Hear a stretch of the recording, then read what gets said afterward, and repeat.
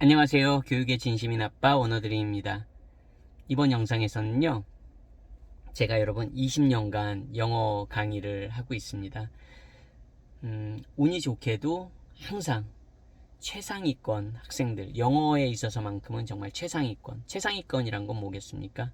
뭐 해외에서 체류 경험이 있는, 한국에서는 리턴이라고 보통 많이 하죠. 리턴이들 수업 계속 하고 있으니까, 그리고 이제 잠시 후에 말씀드리겠지만 SAT라고 들어보셨나요, 여러분? 미국 우리 수능이라고 하죠. 하지만 미국 수능은 우리나라처럼 모든 학생이 다 고3이 뭐 정시 준비한다고 치르는 수능이 아닙니다. 참고로 미국에서 SAT를 준비한다는 건 그래도 최소한 상위 뭐 15%나 20%의 22건이 아니고요. 20%에 뭐 미국은 대학이 수천 개니까요. 3천 개, 4천 개니까 적어도 상위 20% 적어도 한 400위권 안에 있는 대학들 보통 갈 때 그래도 SAT를 준비합니다.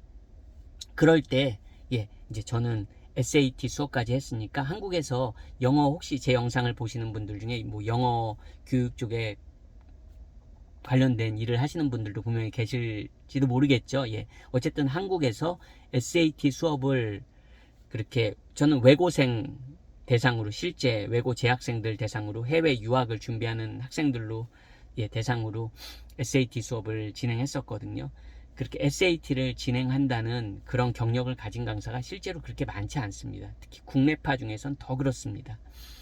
이제 뭐 교포 분들이 대부분 이제 많이 강의를 하시고요. 그래서 저는 그거에 대한 나름 프라이드가 있습니다. 근데 제가 그러면 오늘 영상은 네 자랑하려고 켰냐? 그건 아니고요, 여러분. 제가 20년간 이렇게 강의를 하다 보니까, 그리고 제 와이프도 강의를 하는 사람입니다. 제 와이프도 영어는 아니지만 중국어 강의를 이제 대학교에서 그리고 고등학교에서 오랜 기간 동안 수업을 한 경우입니다. 근데 저한테 그래요. 당신이 항상 그 영어를 아주 잘하는 학생들을 가리키다 보니까 영어를 잘 못하는 사람들의 마음을 이해를 못할 거야. 그런 얘기를 가끔 합니다. 근데 제 와이프지만 제 와이프는 저의 백그라운드를 다 알잖아요. 낱낱이 다 알잖아요. 근데 여러분, 저도 영알못이었습니다. 저는 뭐 처음부터 영어를 잘했겠습니까? 제가 뭐 어렸을 때부터 소위 말해서 지금 제 아이처럼 그렇게 어렸을 때 뭐 국제학교 다니고 캐나다에서 학교 다니고 말레이시아에서 학교 다니고 그랬습니까? 아니요. 저 그러지 않았습니다. 여러분들처럼 어떻게 보면 제 또래죠. 이제 제 또래 기준으로 저도 영어를 중학교 1학년 때 알파벳 ABC부터 배운 세대입니다, 여러분. 그리고 저는 수능 세대도 아닙니다. 학력고사 세대입니다. 이렇게 뭐 어떻게 보면 제가 그만큼 나이를 먹었다는 거죠, 여러분. 근데 저 자신도 그렇고 여러분, 왜 제가 ABCD부터 중학교 때 배운 사람인데 왜 영어를 못하는 사람 마음을 이해를 못합니까? 그리고 제가 영어 공부할 때는 정말 인터넷이 있었던 시기도 아니었잖아요. 영어 공부를 시작했을 때 인터넷이 그렇게 보편화된 시기도 아니었습니다. 그리고 케이블 TV, 뭐 지금처럼 국내에서 뭐 BBC 뉴스를 마음껏 보고 스마트폰이 있어서 뭐 앱으로 CNN 뉴스를 바로바로 제가 접할 수 있고 그런 세대가 저는 아니었습니다. 그냥 말 그대로 중학교 1학년 가서 처음으로 ABCD를 배웠고요.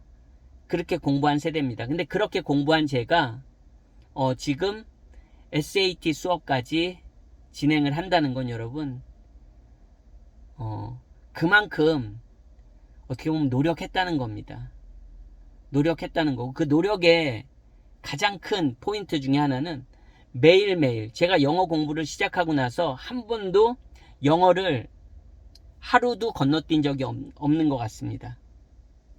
즉, 뭐 지금은 당연하죠. 지금은 저는 이제 영어를 뭐 소위 말해서 말하기, 읽고, 듣고, 쓰는 걸 매일 하는 사람이니까 지금은 뭐 그게 벌써 그렇게 된 지가 굉장히 오래됐죠. 왜냐면 이제 영국 유학 생활도 하고 캐나다 이민 생활도 하면서 직장 생활도 하고 그러다 보니까 뭐 단지 영어 강의를 오래 해서가 아니라 그냥 저는 생활 속에서 영어를 실제로 사용하는 사람입니다. 언어로서 영어를 사용하는 사람이에요. 근데 저도 그런 영알모 시절이 있었다는 겁니다, 여러분. 저라고 처음부터. 그렇기 때문에 제가 영어를 못하는 아이들이나 영어를 못하는 분들의 마음을 정확하게 알 수 있습니다. 여러분 생각해 보세요. 계속 말씀드리지만 저도 처음부터 뭐 제 아이 같은 경우는 모르겠습니다. 그냥 영어를 어떻게 보면 자연스럽게 어렸을 때부터 뭐 초등학교 1학년 때부터 계속 영어로 학교를 다닌 거니까 당연히 영어를 자연스럽게 그냥 배운 겁니다. 어떤 공부가 아니라. 하지만 저는 영어를 공부로서 배운 겁니다. 그래서 지금 영어를 생활 속에서 또 사용하고 있는 겁니다. 그런 제가 왜 이해를 못하겠습니까? 그 갑갑함, 그 답답함. 저도 수없이 많은 시행착오를 겪었던 것 같습니다. 저는 영어 공부 처음 시작할 때요, 여러분. 그 정철 중앙영어, 민병철 중앙영어, 뭐 시사 중앙영어 그런 카세트 테이프로 시작했어요. 네. 그런 카세트 테이프로. 그것도 제가 중학교 때 그런 테이프 있었지만 저는 중학교 때는 그런 테이프 없었습니다. 나중에 제가 영어 공부를 시작하면서 그런 걸로 시작했다는 거예요. 정말 뭐 인터넷이란 게 없잖아요, 여러분. 그러니까 뭐 라디오 방송에서 하는 영어 방송 프로그램 정말 테이프로 녹음해서 하루에 4-5번 많을 때는 반복해서 들었던 것 같습니다. 그리고 운전을 시작하면서부터는 그 AFKN이라고 하죠. 미군 방송 라디오를 늘 그냥 틀어놓습니다. 그리고 집에서도 케이블이 나왔죠. 근데 저희는 케이블이 없었어요. 참고로 케이블 TV가 없어가지고 저는 그냥 미군 방송을 틈나는 대로 계속 틀어놨던 것 같아요. 그리고 이제 케이블이 보편화되면서 저도 케이블을 가지게 되고 그러면서 이제 좀 더 영어를 접하는 게 쉬워졌습니다. 스마트폰도 있고. 요즘은요. 처음 스마트폰이 나왔을 때 여러분 처음에 영국 유학생활 할 때 TV 프로그램들이 너무 재미난 게 있으면 이거를 내가 어떻게 한국에 가면 또 볼 수 있지 생각에 막 그거를 녹음하고 막 그랬어요. 그 TV를. 그 소리만이라도 내가 가져가고 싶다는 그런 바람에. 어떻게 보면 간절함이죠. 간절함. 물론 뭐 당시에도 한국에도 뭐 큰 접시를 달면 뭐 위성방송 뭐 홍콩 MTV가 나오고 그런 게 있었습니다. 예. 제가 고등학교 졸업하고 나서도 그런 게 분명히 있었어요. 뭐 커피숍이나 이런 데 가면 예, MTV 홍콩 MTV 틀어주고 그랬습니다. 큰 접시 달고. 근데 저희는 그런 접시가 없었습니다. 집에. 그러다 보니까 어쨌든 나름대로 최선의 노력을 다했던 것 같아요. 정말 만약에 새벽에 당시에는 막 새벽에 아침에 그런 영어 방송 프로그램을 TV에서 해주기도 했습니다. 공중파 TV에서. 그러면 그거 아침에 일어나서 보는 거예요. 그거 아침에 일어나서 그거 보는 겁니다, 여러분. 뭐 새벽 6시 막 이랬던 것 같아요. 노력을 정말 많이 했습니다. 그리고 영어라는 건 여러분 머리가 좋다고 잘하는 게 아닙니다.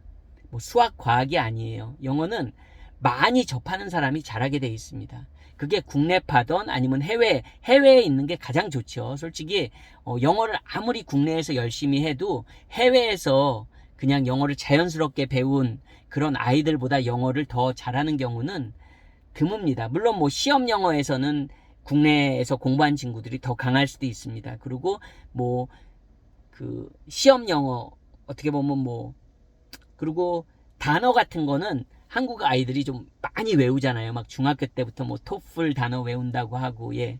그러다 보니까 그런 거는 조금 앞서갈지 모릅니다. 하지만 적어도 영어는 어렸을 때 그냥 해외에서 나와서 배운 친구들이 언어로서는 그걸 당해낼 수가 없습니다. 국내에서 공부한 친구들도 잘하는 친구들이 많지만 사실 다릅니다. 그리고 여러분들이 생각할 때 잘한다는 개념하고 제가 생각할 때 영어를 잘한다는 개념은 또 다릅니다. 그냥 한국에서는 발음 좀 이렇게 좀 미국 사람 비스무리하고 혀 많이 꼬아주면 한국 분들은 되게 좋아합니다. 하지만 밖에 나가보면 그게 영어를 잘하는 건 아닙니다. 참고로. 영어를 잘한다는 건 영어로 자기의 업무를 잘 수행하고 영어로 자기의 의사표현을 확실하게 하고 어떤 비즈니스에 있어서도 자기가 원하는 그런 D를 영어를 통해서 자기가 얻을 수 있는 그런 사람이 영어를 잘하는 겁니다, 여러분. 한국에서는 좀 많이 왜곡되어 있는 것 같아요. 영어를 잘한다는 그런 그림 자체도. 어쨌든 제가 말씀드리고 싶은 거는 영어를 잘하기 위해서는 여러분 매일매일 해야 된다는 겁니다. 매일매일. 저는 그 과정을 한 거의 만으로 한 27년? 만으로 27년 정도, 27, 8년을 그렇게 하고 있는 것 같아요. 하루도 빼먹지 않는 겁니다. 우리가 밥을 매일 먹듯이, 우리가 잠을 매일 자듯이 하루도 빠짐없이. 그게 쉬운 게 아닙니다, 여러분. 그 내공은 제가 제 학생들한테 그런 얘기를 가끔 해줘요. 예전에 종이를 한 장 한 장씩 쌌습니다. A4 용지를. 처음에는 티도 안 나요. 하지만 이제 한 50장 정도 되면 그래도 티가 납니다. 100장 정도 되면 좀 더 티가 나겠죠. 이게 1000장 만장이 되잖아요. 그러면 아무리 힘이 센 장사가 와도 A4 용지, 예를 들어서 1000장이 된 국기를 저는 찢지 못한다고 생각합니다. 오히려 벽돌은 깰 수 있습니다, 여러분. 굵은 벽돌은 깰 수 있어요. 내공이 좋은 사람은. 하지만 천하장사가 누가 와도 A4 용지, 제가 감히 얘기하지만 1000장, 2000장 쌓였을 때 그거를 찢을 수 있는 괴력의 소유자는 저는 없다고 생각합니다. 즉 그거는 뭐냐, 매일매일의 꾸준함이 만들어내는 내공은 가장 강력하다는 겁니다. 저는 그거를 좀 아이들이, 그리고 영어를 공부하는 사람들이 꼭 명심했으면 좋겠어요. 어떤 요령을 찾고 좋은 방법을 찾고 효율적인 방법을 찾고 나한테 맞는 그런 방법을 찾고 좋습니다. 좋은데요, 중요한 거는 뭡니까? 매일매일 하면서, 그리고 하다 보면 그 시행착오를 겪게 되거든요. 그 시행착오를 겪으면서 자꾸만 스스로 발전하게 됩니다. 즉 계속 좋은 방법만 찾으면서 도전하지 않는 사람보다는 무조건 부딪히면서 계속 매일매일 하는 사람은 결국 1년, 2년이 지났을 때 자기만의 방법을 찾게 됩니다. 근데 대부분의 분들은 어떻습니까? 그냥 계속 좋은 방법, 좋은 책 없나? 좋은 방법 없나? 그런 효율성에 효율적인 거에 굉장히 집착합니다. 근데 1년, 2년을 지났을 땐 결과적으로 시작도 안 했어요. 즉 시작도 안 했는데 효율성을 따질 수가 없는 겁니다, 여러분. 시작하고 보는 겁니다. 시작하는 거예요. 그냥 집에 있는 영어책 한 권 정도는 모든 가정에 다 있을 거예요. 모든 가정에 영어책 한 권은 다 있을 겁니다. 그걸로 그냥 시작하면 됩니다. 저도 그랬거든요. 정말 중학교 때 사놓은 그 빨간 시사 영어사에서 나온 빨간 그 책이 있습니다. 바보 2반. 그걸 중학교 때 사가지고 중학교 때 다 안 읽었네요. 나중에 나이를 먹고 그 책으로 시작했습니다. 그런 거예요, 여러분.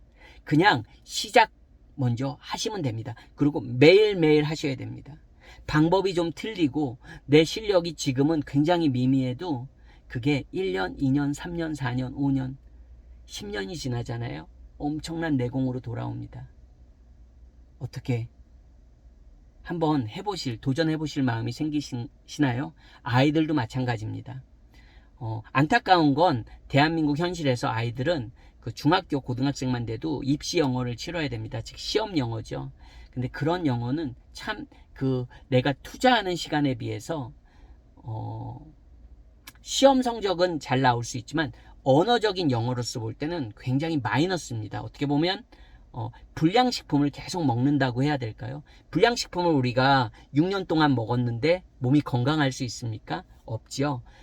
그렇게 한국의 그런 내신 영어나 수능 영어를 계속 집착해서 하다 보면 영어가 좋아지기가 힘듭니다. 그거는 사실입니다, 여러분. 원래 영어가 좋았던 아이가 그런 입시 영어까지 잘 치러낸다면 그거는 좋은 거지만, 그냥 원래 영어가 언어로서 기반이 없는 친구들이 그런 시험 영어나 그런 입시 영어만 준비한 친구들은 영어는 참 좋아지기가 힘듭니다. 실제적으로 그렇고요. 그런 친구들이 이제 대학 갈 정도 나이 돼서 다시 언어적인 영어를 접하려면, 실용적인 영어를 접하려면 아마 자기가 그동안 해왔던 그 영어 공부 방법에 대한, 그러니까 어떻게 보면 이불킥하게 되는 거죠. 내가 이러려고. 물론 그래서 이제 좋은 학교라도 갔으면 그나마 다행인데요. 그렇지도 못한 학생들은 그 좋은 시기를 황금과 같은 그 언어를 최대한 빠르고 효율적으로 습득할 수 있던 그런 좋은 시기를 다 그냥 소비해 버린 게 되는 겁니다. 제가 뭐 제 지난 영상들에서도 곧잘 얘기하죠. 그런 게 어떻게 보면 가장 안타까운 점입니다. 하지만 포인트는 뭡니까? 심지어 중학교 고등학생, 내가 국내에서 한국에서 입시를 준비한다 그러더라도 하루에 30분, 24시간 중에 30분 정도는 내가 영어를 언어답게 접할 수 있는 그런 노력을 했으면 좋겠습니다. 그 30분도 없다고 하면, 그 30분도 투자하지 않겠다고 하면 그거는 제가 드릴 말씀이 없습니다. 하지만 나는 그래도 24시간 중에 30분만이라도 내가 온전히 언어적인 영어를 잘하고 싶고, 실용적인 영어, 즉 사용할 수 있는 영어. 단지 저는 영어 회화 말씀드리는 게 아닙니다, 여러분. 영어 회화가 뭐 있습니까? 예, 관광 영어, 영어 회화. 여러분, 영어 못해도 관광 잘할 수 있습니다. 돈 있으면. 영어 회화, 예, 만나는 사람마다 대화 주제가 달라집니다. 저는 그런 영어를 말씀드리는 게 아니고요. 정말 영어로 내 업무를 수행할 수 있고, 영어로 생활할 수 있고, 영어를 사용해서 내가 직장 생활도 할 수 있고, 사회생활도 할 수 있고, 사람들과 만남도 가질 수 있고, 그런 영어를 말씀드리는 거예요. 그런 영어를 절대 포기하시면 안 됩니다, 여러분. 그런 영어를 위해서 내가 해외에 있는 친구들은 말할 필요가 없겠죠. 그런 영어가 계속 만들어지는 거고, 만약에 국내에 있는 친구들이라면, 혹시 그런 자녀를 두신 중고등학생 또래 자녀를 두신 부모님이라면 하루에 아무리 아이가 스케줄이 입시 준비로 바쁘다고 그래도 30분 정도는 그렇게 언어적인 영어를 아이가 경험할 수 있도록 그렇게 영어 독서나 영어 방송 같은 거, 독서라고 해도 교과서 읽는 거 아니잖아요. 정말 자기가 좋아하는 분야에 자기가 즐겁게 읽을 수 있는 그런 책들이나 방송들을 통해서 조금이 아니죠. 적은 시간이지만 그렇게 꾸준히 매일매일 아이들이 영어를 접하게 습관을 만들어주는 게 저는 필요하다고 생각합니다. 여러분, 저도 늘 실천합니다. 영어는 다른 거 없습니다, 여러분. 많이 하고 많이 접하는 사람이 결국엔 잘할 수밖에 없습니다. 머리로 하는 게 아닙니다, 여러분. 그냥 꾸준함과 매일매일 할 수 있는 그 끈기, 그게 가장 중요합니다. 오늘 영상도 시청해 주셔서 감사합니다. 안녕히 계세요.